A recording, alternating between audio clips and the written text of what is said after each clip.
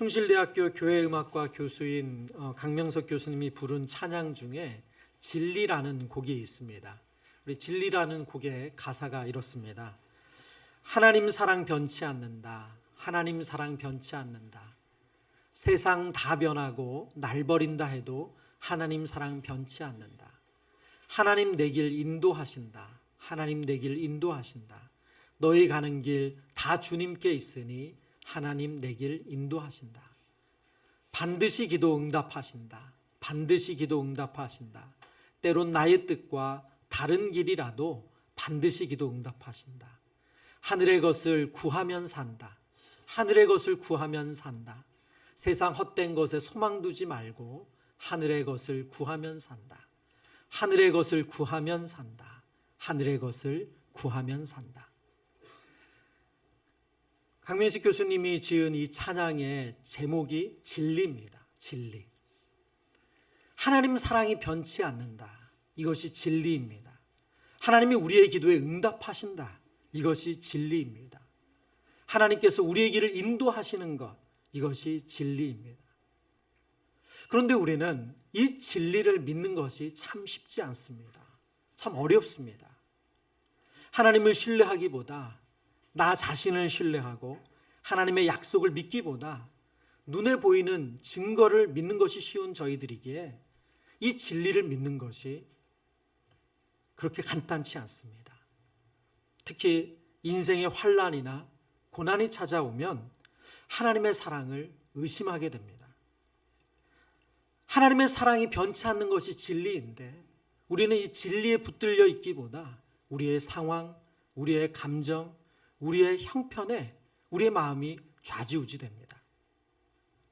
오늘부터 한 달간 성경에 나오는 하나님께서 우리와 맺으신 언약을 묵상하고자 합니다. 저희가 요한복음을 쭉 묵상해 왔는데요. 요한복음 그 다음 본문이 18장 본문인데 18장부터는 예수님께서 잡히시는 본문이어서 저희가 고난주간을 앞두고 이어서 묵상하려고 하고요. 새해를 시작하면서 하나님께서 우리와 맺으신 언약을 통해서 우리의 마음이 흔들릴 때, 우리가 두려움이 가득할 때 미리 아시고 그 자녀들을 찾아오셔서 언약을 맺어주신 그 하나님의 은혜를 저희가 함께 깨닫기를 원합니다. 창세기 6장에서 9장의 본문의 내용은 하나님께서 죄가 가득한 인간을 홍수로 심판하시는 홍수 심판 내용입니다. 창세기 3장에 아담과 하와가 첫사람 아담이 죄를 범한 이후에 그 땅에는 죄가 가득 차기 시작했습니다. 창세기 6장 5절과 6절의 말씀입니다. 여호와께서 사람의 죄악이 세상에 가득함과 그의 마음으로 생각하는 모든 계획이 항상 악할 뿐임을 보시고 6절 같이 읽습니다. 땅 위에 사람이 지으셨음을 아멘. 얼마나 사람들이 악한지 그 땅에 죄가 가득 찼다고 말합니다. 그 마음에 생각하는 모든 계획이 악하다고 말씀하십니다. 그래서 하나님은 사람을 지으신 것을 한탄하셨대요. 본문에 한탄하다는 단어는 하나님이 슬퍼하시다는 뜻입니다. 하나님이 사람을 지으시고 나서 그가 죄로 인해서 망가지신 것을 보고 슬퍼하셨다는 겁니다. 그래서 하나님은 인간을 물로 심판하시기로 작정하셨습니다. 물론 하나님은 인간을 심판하시기 전에 충분히 그들이 회개하고 돌이킬 수 있는 시간을 주셨습니다. 그러나 인간은 끝까지 돌이키지 않았습니다.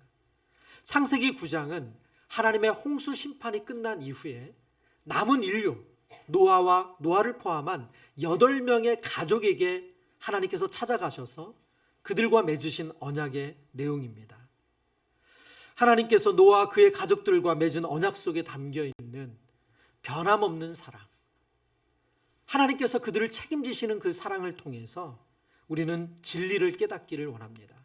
그리고 그 진리가 저와 여러분에게 하나님께서 저와 여러분에게 맺어주신 언약이 되기를 소망합니다. 오늘 첫 번째 노아의 언약의 첫 번째 내용은 하나님이 세우신 언약이라는 겁니다. 성경이 일반적으로 언약을 맺다라는 그 문장 단어를 쓸 때 히브리어로 카라트 베리트라는 단어를 씁니다. 카라트 베리트. 이 베리트라는 말이 언약이라는 뜻이고요. 카라트는 자르다 혹은 쪼개다라는 단어입니다. 그런데 이것을 언약을 맺다라는 뜻으로 이 카라트 베리트라는 단어를 언약 맺다라는 관용구로 사용했습니다. 예를 들어서 예레미야 34장 18절의 말씀인데요. 송아지를 둘로 쪼개고 그 두 조각 사이로 지나매 내 앞에 언약을 맺었으나 그 말을 실행하지 아니하여 내 계약을 어긴 그들을 이라고 성경이 말씀합니다. 여기서 언약을 맺다라는 단어가 카라트 베리트입니다. 근데 여기서 보시면 당시 고대 근동의 계약을 체결하는 방식을 설명하고 있습니다. 송아지를 둘로 쪼갰죠. 그리고 계약의 체결자인 두 당사자가 피가 흥건히 흐르는 짐승의 그 사이, 쪼개진 그 사이를 지나가는 것입니다. 그것은 어떤 의미냐면 내가 이 약속, 이 계약을 파기한다면 나는 이 짐승처럼 됩니다. 그러니까 죽음으로써 계약을 지키겠다, 이 약속을 지키겠다고 맹세하는 것이 고대 근동의 계약 체결 방식입니다. 그래서 언약을 맺다라는 동사, 이 단어를 쓸 때 쪼개다, 자르다는 카라트 베리트라는 단어를 주로 사용했던 겁니다. 그런데 독특하게도 오늘 본문 하나님께서 노아와 언약을 맺으실 때는 이 카라트 베리트라는 단어를 쓰지 않습니다. 대신에 헤킴 베리트라는 단어를 사용해요. 창세기 19장 11절의 말씀입니다. 창세기 9장 11절의 말씀. 내가 너희와 언약을 세우리니 다시는 모든 생물을 홍수로 멸하지 아니할 것이라. 땅을 멸할 홍수가 다시 있지 아니하리라 말씀합니다. 여기서 내가 너희와 언약을 세우다라고 했죠. 이 언약을 세우다가 헤킴 베리트입니다. 헤킴 베리트. 헤킴이라는 단어의 기본 동사는 쿰입니다. 쿰. 아마 들어보셨을 거예요. 이 쿰은 서다, 일어나다 라는 뜻을 가지고 있습니다. 이것이 또 다른 형태인 사역형으로 쓰이게 되면 세우다, 확고히 하다 라는 단어로 번역이 되고요. 그리고 이것이 성경에서는 이루다, 유지시키다는 의미로, 오늘 본문에서도 이루다, 유지시키다는 뜻으로 번역이 됐습니다. 이 헤킴 베리트, 언약을 새롭게 맺는다는 의미보다 이미 맺은 언약을 유지하고 지키고 지속한다는 뜻으로 쓰인 단어입니다. 그러면 왜 하나님은 굳이 헤킴 베리티라는 단어를 사용하셨는가? 이미 노아와 맺은 언약이 있는가? 그것은 오늘 9장 1절을 보면 우리가 그 힌트를 얻을 수가 있습니다. 창세기 9장 1절 말씀 같이 읽어보겠습니다. 하나님이 노아와 그 아들들에게 복을 주시며 그들에게 이르시되 생육하고 번성하여 땅에 충만하라. 아멘. 하나님께서 그 노아와 아들들에게 복을 주시는데 그들에게 이르시되 어떻게 한다고요? 생육하고 번성하여 땅에 충만하라. 여러분 어디서 본 듯한 말씀 아닙니까? 생육하고 번성하여 땅에 충만하라. 지금 성경 통독을 시작하셨다면 반드시 읽으셨어야 될 본문입니다. 창세기 1장 28절에 하나님께서 하나님의 형상대로 사람을 지으시고 나서 그 사람을 복을 주시며 너희가 생육하고 땅에 번성할 땅에 충만하라. 이 말씀을 그대로 약속하셨죠. 지금 하나님은 노아와 그의 가족들에게 언약을 맺으시는데 헤킴 베리트, 나는 너희와 맺은 그 언약을 유지시키고 완성할 것이다 말씀하시는데 이미 맺은 언약이 있다는 거예요. 그게 뭡니까? 그들에게 복을 주신 내용인데 땅에 그들이 생육하고 번성하고 충만하는 것입니다. 하나님께서 노아와 가족들에게 맺은 언약은 첫사람 아담과 하와 맺은 언약을 유지하는 것입니다. 우리가 잘 아는 대로 하나님은 하나님의 형상대로 인간을 지으시고 나서 그들과 영원히 함께 살기를 원하셨습니다. 그래서 그들에게 가장 완벽한 상태, 완벽한 삶의 터전을 마련해 주셨는데 그게 에덴 동산입니다. 그러나 그들은 죄로 인해서 그 에덴 동산에서 쫓겨납니다.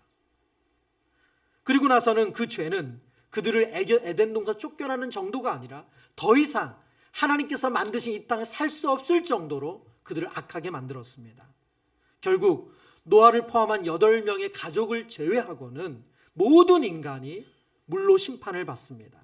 그러나 지금 하나님께서 홍수 심판이 끝난 다음에 다시금 창세기 1장에 이 땅에 인간을 만드셨을 때 하셨던 그 약속을 다시 확인시켜 주시는 것은 무슨 뜻입니까? 하나님의 그 첫 마음, 그들을 향하신 복을 주시고자 하는 마음, 생육하고 번성하고 땅에 충만하라는 그 하나님의 첫 사랑과 첫 마음이 변함이 없으시다는 거예요. 하나님 그것을 다시 보여주시는 겁니다. 여러분, 강명식 교수님의 진리라는 우리 찬양가사의 첫 구절, 하나님 사랑 변치 않는다. 이 말씀은 진리입니다. 하나님께서 인간을 만드실 때 그들을 복주시기 원하셔서 생육하고 번성하고 땅에 충만하신 약속을 이제 죄로 인해서 모든 인간이 죽음을 맞이하고 이제 남아있는 8명의 그 인류에게 하나님 다시금 그 약속을 확인시켜 주시는 겁니다. 헤킴 베르트에 담긴 또 하나의 의미는 하나님의 의지입니다. 본문에서 보면 하나님께서 다시는 이라는 단어를 2번이나 반복을 하는데요. 9장 11절 말씀 제가 읽습니다. 내가 너희와 언약을 세우리니 다시는 모든 생물을 홍수로 멸하지 아니할 것이라. 땅을 멸할 홍수가 다시 있지 아니하리라. 이 헤킴이라는 단어 자체가 이루다, 완성시키다는 뜻을 가지고 있다고 말씀드렸습니다. 그런데 하나님은 그것을 더 강조해서 내가 다시는 멸하지 않을 거다, 다시는 심판하지 않을 거다, 하나님의 아주 강한 의지를 표현해 주고 있습니다. 하나님께서 인간을 하나님의 형상으로 만드시고 그 인간을 하나님과 같이 영원히 이 땅에서 그 모든 복을 누릴 수 있는 인간으로 만들어 주셨습니다. 그러나 인간은 죄로 인해서 그 모든 것들을 망가뜨려 버렸습니다. 그리고 결국 물로 심판을 받을 수밖에 없었어요. 그렇지만 하나님은 하나님께서 그들을 향한 그 사랑을 변치 않으시고 다시는 이제 물로 심판하지 않으시겠다고 거듭거듭해서 약속을 해주시는 겁니다. 오늘 본문의 말씀을 묵상해 보면 신기하게도 하나님과 노아와 그 자녀들 사이에 맺으시는 언약인데 하나님께서 그 인간들에게, 노아의 자손들에게, 노아에게 어떤 조건도 요구하지 않으신다는 거예요. 오직 하나님께서만 약속을 하십니다. 그래서 이런 언약을 일방적인 언약 또는 은혜 언약이라고 합니다. 그들이 무엇을 하고 안 하고의 문제가 아니라는 거예요. 하나님은 그들을 사랑하기로 작정하셨어요. 하나님은 그들을 더 이상 심판을 안 하기로 작정하셨다는 거예요. 신앙생활하면서 많은 성도님들이 이 죄의 문제를 다루지 못해서 고통스러워합니다. 물론 성도는 죄를 멀리해야 됩니다. 성도는 거룩한 삶을 살아야 돼요. 그러나 우리 안에 죄된 본성이 사라지지 않기 때문에 우리 안에 미움이 다시 올라오기도 하고요, 우리 안에 누군가를 공격하고자 하는 마음이 드러나기도 하고요, 너무나도 이기적인 생각으로 가득 차서 우리가 어떤 행위를 하기도 합니다.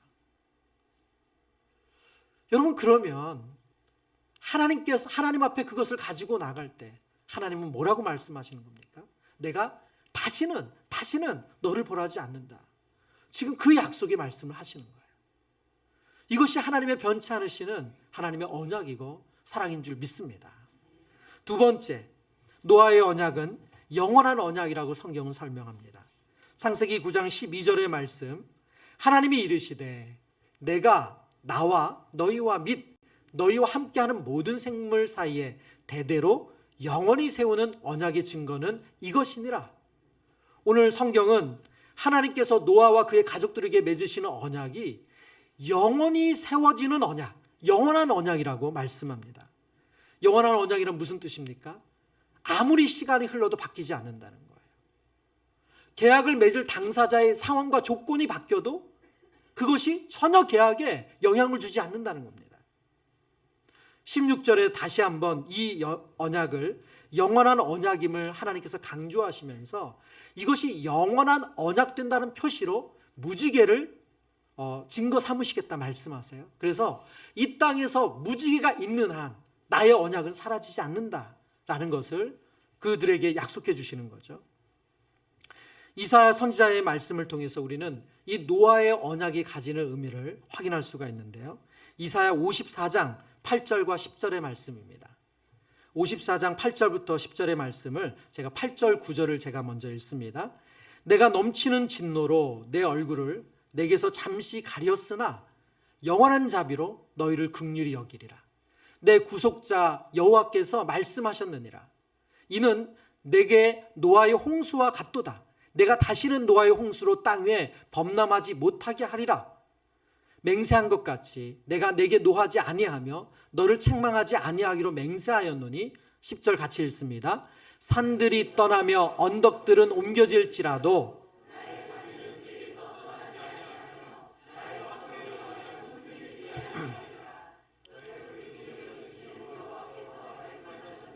아멘.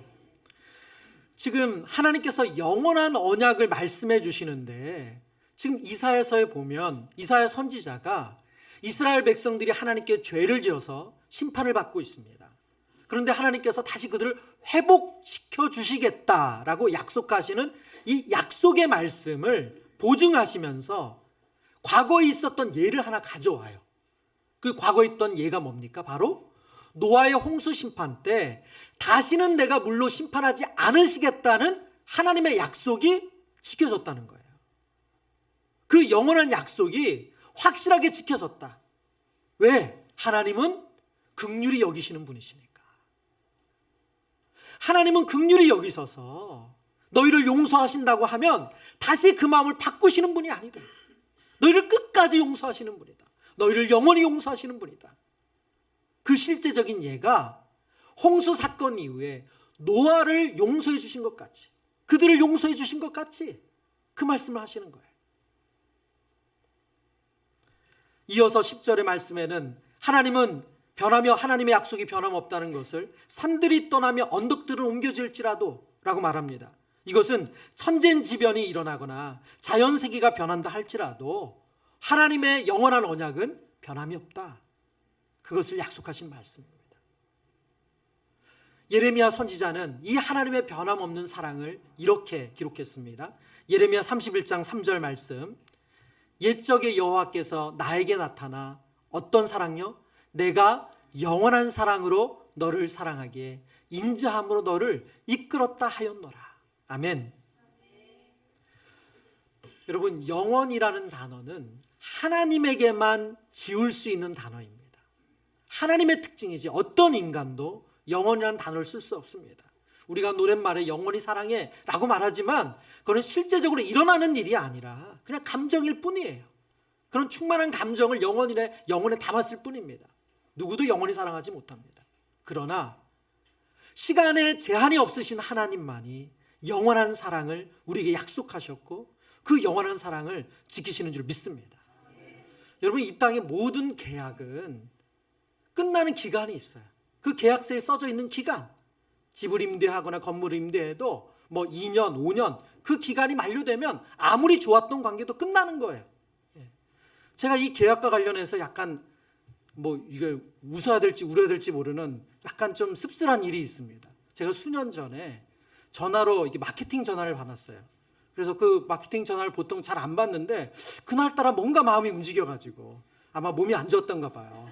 근데 딱 전화를 받고 나서 그 상담사가 이런 상품이 없다는 거예요. 그래서 얘기하는데 저에게 이거 해야 되겠다 마음을 딱 갖게 하는 그런 조건이 하나가 있었어요. 뭐냐면 고객님, 이것은 고객님이 계속 부으시면 그것이 다 붓고 나면 나중에 고객님이 이게 없어지는 게 아니라 소멸한 게 아니라 고객님이 다 돈으로 받습니다. 너무 솔깃하더라고요. 아니 붓는 기간 동안도 아프면은 보험료도 주고 내주고 치료비도 내주고 그거 다 만기가 되면 다 차면 그거 다시 통장에 돈으로 준다는데 이거 손해가 아니네. 상당히 적지 않은 돈이었거든요. 그럼에도 불구하고 이거 버리는 돈 아니다. 이거 몸도 위하고 괜찮다 생각해서 제가 대뜸 들겠다고 했어요. 그리고 수년째 붓고 있어요. 그런데 어느 날 전화가 온 거예요. 이제 전화가 와서 이 보험을 다시 조건을 바꾸는 갱신하겠다는 거예요. 그때는 이런 게 안 들어갔는데 뭐 예를 들면 이런 거죠. 뭐 뇌졸중도 들어가고 이것도 들어가고 이러니 조건을 바꾸겠다고 하시더라고요. 그래서 제가 이게 또 무슨 얘기인가 싶어가지고 제가 궁금해서 갑자기 그때 궁금해서 물어봤어요. 이거 만기 되면 돈으로 준다고 하는데 저 괜찮다고. 그랬더니 그 다음 그 상담사가 한 얘기를 저에게 충격을 빠뜨렸어요. 고객님, 만기 날짜가 100세예요.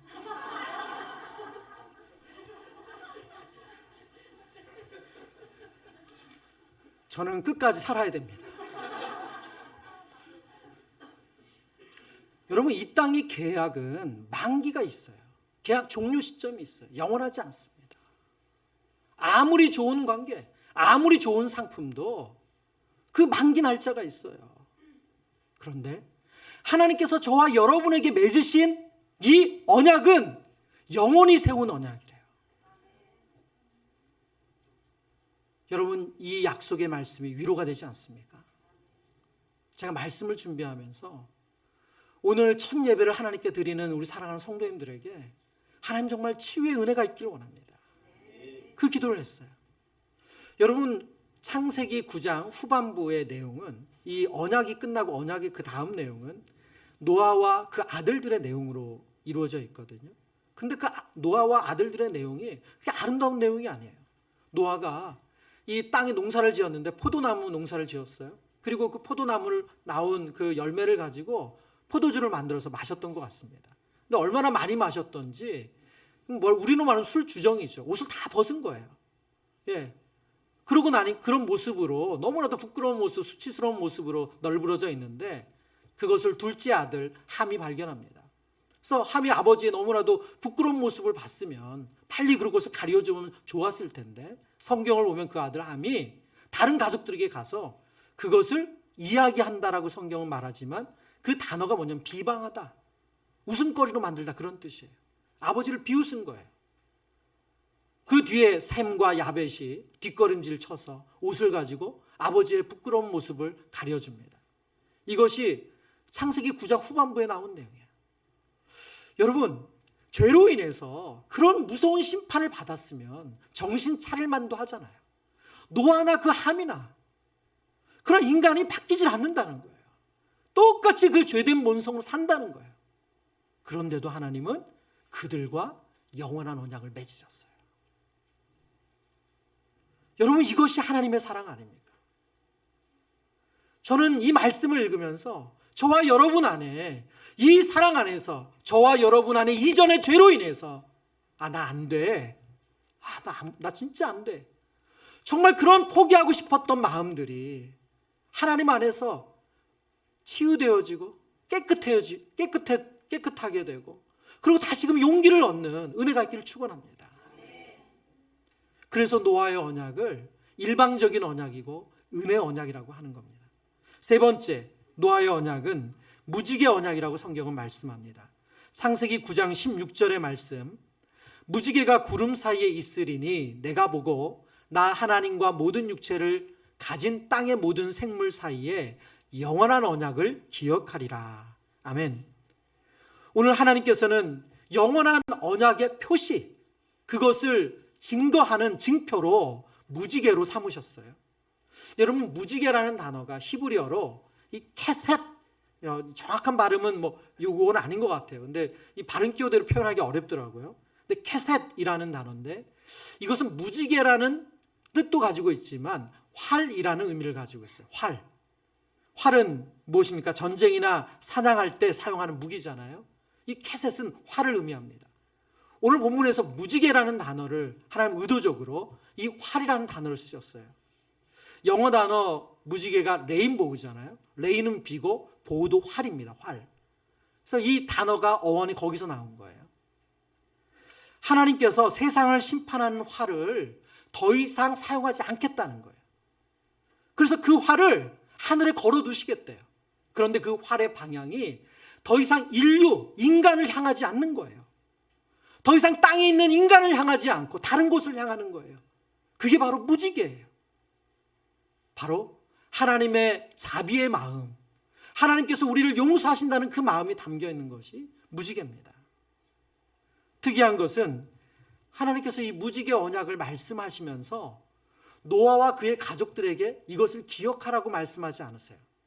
그리고 다른 계약을 보면 하나님께서 너희가 이 계약을 기억해라, 잊지 마라, 이런 말씀을 하시는데 그런 말씀을 전혀 하지 않으시고 도리어 정반대로 내가 기억하겠다, 내가 기억하겠다, 하나님께서 기억하시겠다고 반복적으로 이야기하십니다. 무슨 뜻일까요? 하나님은 자신이 인간을 향했던 그 활을 더 이상 인간을 향하지 않겠다고 하늘의 무지개로 걸어두시면서 그 무지개를 보실 때마다 더 이상 인간을 저주하고 인간을 심판하지 않으시겠다는 거예요. 그것은 무엇입니까? 이 언약은 하나님께서 끝까지 책임지시겠다는 그 의지를 보여주신 언약이에요. 저와 여러분 안에 하나님에 대한 두려움이 있습니다. 그래서 저와 여러분 안에 있는 그 죄를 온전히 내어놓지를 못해요. 하나님 나를 어떻게 보실까? 여러분, 그러나 하나님은 저와 여러분을 향해서 화를 겨누는 분이 아니십니다.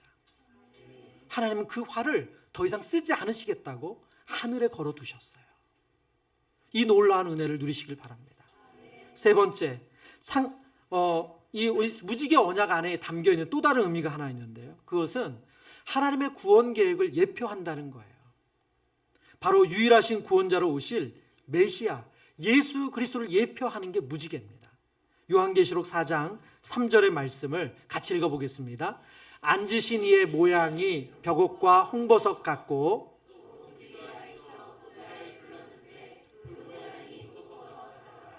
아멘. 강조한 표현을 볼까요? 지금 어린 양의 보좌에 계시는, 하나님 우편에 계시는 그 예수님을 묘사하는 본문인데, 그 본문에 보면 앉으신 이의 모양이 벽옥과 홍보석 같고 또 무지개가 있어 보좌에 들렸는데, 지금 예수 그리스도를 그려주는, 묘사하는 그림을 설명하면서 지금 무지개를 그 상징의 언어로 사용하고 있습니다. 이것은 에스겔 선지자도 똑같이 사용했던 내용인데요. 에스겔 1장 28절의 말씀입니다. 그 사방 광채의 모양은 비 오는 날 구름에 있는 무지개 같으니 이는 여호와의 영광의 형상의 모양이라. 지금 하나님의 영광의 형상의 모양이 무지개 같다고 말씀하고 있습니다. 에스겔서와 같은 말씀을 묵시문학이라고 하거든요. 묵시라는 것은 아포칼립시스라는 헬라어 단어로 덮은 것을 열다, 숨은 것을 드러내다라는 뜻을 가지고 있습니다. 하나님께서 감추어졌던 비밀을, 그 하나님의 계시를 선지자들을 통해서 보여주시는 거예요. 지금 에스겔 선지자를 통해서 그들을 구원할 메시아가 오실 텐데 그분은 무지개와 같은 영광의 모습으로 나타난다는 거예요. 그런데 그 무지개가 누구를 상징한다고요? 바로 예수 그리스도를 상징합니다.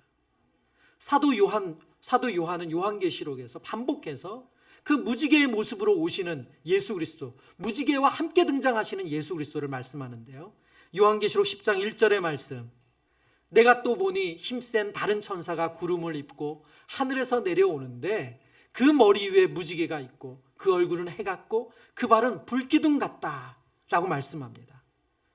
하나님의 자비의 상징, 인간을 심판할 수 있는 그 무기가 더 이상 심판하는 무기가 아니라 그들을 긍휼히 여기는, 자비롭게 대하시는 그 하나님의 자비의 상징인 무지개가 예수 그리스도를 상징한다는 겁니다. 여러분, 죄가 시작되는 창세기 3장에 보면 하나님은 죄가 시작함과 동시에 아담에게 그를 구원할 계획을 세우십니다. 그 구원 계획의 핵심이 뭡니까? 여인의 후손으로 오시는 분이 사단, 곧 뱀의 머리를 박살낼 거다, 부술 것이라는 거예요. 그래서 성경은 여인의 후손으로 예수 그리스도께서 어떻게 오셨는지를 계속해서 추적합니다. 제가 설교 시간에 말씀드렸지만 족보를 알려주시는 이유가 바로 그 이유라고 말씀드렸어요. 오늘 창세기 9장 또한 그것을 우리에게 다시 한번 확인시켜 주는 겁니다. 인간이 죄가 가득했어요. 어떤 한 인간도 예외가 없습니다. 그러나 왜 하나님은 노아의 가족들을 남겨주셨습니까? 여인의 후손으로 예수 그리스도를 이 땅에 보내주시기 위해서, 하나님의 그 약속을 신실하게 지키시기 위해서 노아의 가족들에게 은혜를 입혀주신 거예요. 그리고 예수 그리스도는 노아의 후손으로 이 땅에 오셨습니다. 말씀을 정리합니다. 우리의 인생은 우리의 계획대로 잘 안 되는 일이 많습니다. 지난 해를 돌아보아도 그렇고 우리의 지난 삶을 돌아보아도 우리의 계획대로 되지 않는 일이 숱합니다. 그뿐입니까? 우리를 고통스럽게 하고 막막하게 하고 또 우리를 멈추게 하는 일들은 끊임없이 반복돼서 일어납니다. 그런 두려움, 불안, 미래에 대한 염려, 걱정은 우리 안에 사라지질 않습니다. 그러면 어떻게 해야 될까요? 저와 여러분이 아무리 노력해도 그 두려움은 없앨 수가 없고 그 불안은 사그러뜨릴 수는 없습니다. 그러나 하나님께서 우리에게 맺으신 이 언약에 기초한다면, 이 언약의 뿌리를 내린다면 그 두려움이 사라지는 은혜가 있을 줄 믿습니다. 그 불안이 우리를 잠식하는 그 기간이 짧아질 줄을 믿습니다. 그리고 우리가 세상에 대해서 계속 염려하는 그 염려가 안개처럼 사라지는 줄 믿습니다. 송구영신 예배를 드리면서 우리 성도님들에게 골로새서 말씀을 나눴습니다. 2장 7절의 말씀이죠. 그 안에 뿌리를 박으며 세움을 받아 교훈을 받은 대로 믿음에 굳게 서서 감사함으로 넘치게 하라. 여러분, 우리가 예수 그리스도께 뿌리 내리는 믿음을 갖는 것, 그것이 바로 언약의 뿌리를 내리는 겁니다. 하나님이 누구신지 알고, 하나님이 저와 여러분에게 어떤 약속을 하셨는지 알고, 하나님이 어떤 성품을 가지셨는지 알고, 하나님이 어떤 능력을 가지고 계신 분인지 알 때 우리의 믿음은 든든히 서는 줄 믿습니다. 그래서 올 한 해 하나님께서 저와 여러분에게 행하신 그 하나님의 약속의 뿌리를 내리는 은혜가 있기를 축원합니다. 저와 여러분의 계속해서 바뀌는 그 감정이 아니라, 우리의 변화무쌍한 삶이 아니라 하나님의 약속의 말씀에 뿌리를 내리는 믿음으로 오늘 하나님께서 영원한 사랑으로 우리를 책임지시겠다 하신 그 하나님의 사랑을 경험하는 모든 성도님 되시기를 축원합니다.